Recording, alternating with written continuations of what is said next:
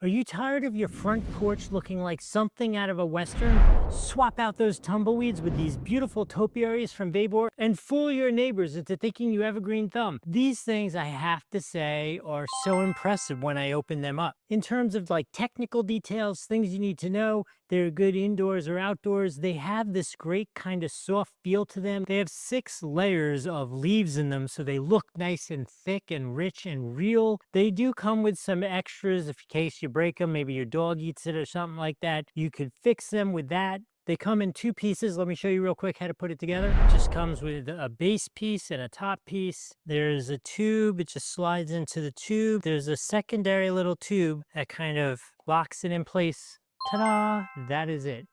And the other thing that you would want to know, they are 22 inches tall. You can see how tall they are. I am 6'2", obviously not when I'm sitting here, but these are a good size. They are really cool looking. They were actually provided to us by VEVOR, but I actually had chosen them because I know my wife was looking for something similar to this the other day when we were at IKEA, and I was like, send us those. These will be perfect. So they really are super cool. If you are looking to really upgrade the look of something outside, we're going to use it on our front porch or inside in your house. As you can see, there's always decorations getting rotated here. These would be great for that. If you want to get them, there's a link here which you can use, or down in the description. Either one works the same way. Additionally, if I've added some value, remember to like the video, follow the channel, and if you have any questions about these or comments on them, please put them in the comments below. I will try to answer them for you, get you all the information that you could possibly need, although I think I have supplied most of it here. Quick pro tip, you don't have to water these. I hope this was helpful.